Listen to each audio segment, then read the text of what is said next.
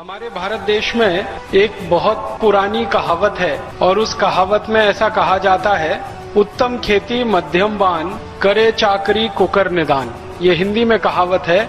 इसका अर्थ ये होता है कि खेती जीवन में सबसे उत्तम काम है, सबसे अच्छा काम है, सर्वश्रेष्ठ काम है। और व्यापार करना मध्यम दर्जे का काम है, बीच के स्तर का काम है। और नौकरी करना किसी की भी ये सबसे निचले दर्जे का काम है। इसको कुत्ते जैसा काम माना गया है कि जो कुत्ता करता है वो काम नौकरी करने जैसा है। करे चाकरी कुकर निदान, कुकर कुत्ते को कहते हैं। तो हमारे यहाँ नौकरी करना सबसे खराब काम है, व्यापार करना उससे थोड़ा बेहतर काम है, और खेती करना सबसे अच्छा सबसे उत्तम काम है। ये भारत में हजारों साल से चला आया। लेकिन पिछले 25-30 वर्षों में कुछ उल्टा हो गया हमारे देश में। पिछले 25-30 वर्षों में ऐसा हो गया है कि खेती सबसे खराब काम है, व्यापार अभी भी मध्यम दर्जे पर है, और नौकरी सबसे अच्छा काम हो गया है। इस देश में जो भी बेरोजगार किसी व्यक्ति को आप मिलेंगे और पूछेंगे भाई क्या करना चाहते हो, तो नौकरी करना चाहता है। अच्छी खासी पढ़ाई लिखाई करके भी नौकरी ही करना चाहता है।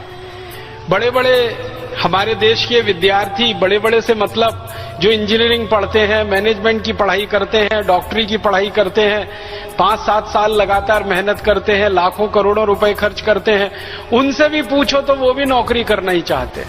किसी न किसी नौकरी में उनको जगह मिल जाए, सरकार की नौकरी हो या निजी क्षेत्र की हो, प्राइवेट सेक्टर की हो, तो नौकरी इस समय सबसे अच्छा काम हो गया भारत में। व्यापार अभी भी मध्यम दर्जे पर है, और खेती सबसे खराब काम हो गया। खेती सबसे खराब काम क्यों हो गया हमारे देश में? उसका कारण यह है कि जो खेती सबसे अच्छा हुआ करता था आज से 40 साल पहले, वो अब सबसे खराब है, क्योंकि खेती में खर्चा तो बहुत बढ़ गया, आमदनी नहीं बढ़ी। जिस अनुपात में खर्चा बढ़ा उस अनुपात में आमदनी नहीं। जो बच्चा पढ़ाई कर रहा है उसके दिमाग में ये रहे कि मैं चाहूं तो नौकरी कर सकता हूं, चाहूं तो ऐसा काम कर सकता हूं जिससे 4 और लोगों को भी नौकरी मिले। तो अगर हम स्टूडेंट्स पहले से ही इसके लिए तैयार हों तो कितने लाखों रोजगार निकल आएंगे। टीचर्स से भी मेरा रिक्वेस्ट है कि एंटरप्रेन्योरशिप में हम बिल्कुल ये ना डालें कि हम आपको बिजनेस करना सिखाएंगे। हम ये चाहते हैं कि बच्चे के अंदर अभी जो एक कॉन्फिडेंस होता है ना, ये नौकरी करनी है, उस कॉन्फिडेंस से बच्चा 2 लेवल पे आ जाए कि मैं चाहूं तो नौकरी कर सकता हूं, चाहूं तो अपना काम भी कर सकता हूं। अब आप सोच के देखो ना, एक बच्चा जिसने पीएचडी करी, पीएचडी करने में तो कई साल लगते हैं। उसके बाद अगर उसको, अभी अखबार में पढ़ा इसलिए मैं उसका उदाहरण दे रहा हूँ थोड़े दिन पहले, उसके बाद अगर उसको दिल्ली पुलिस में चपरासी की नौकरी के लिए अप्लाई करना पड़ रहा है, तो गलती कहाँ हुई? गलती स्कूल और कॉलेज के लेवल पे हुई, जहां उसको ये नहीं समझाया गया कि बेटा पीएचडी के बाद जरूरी नहीं नौकरी ढूंढे, दे भी सकते हो।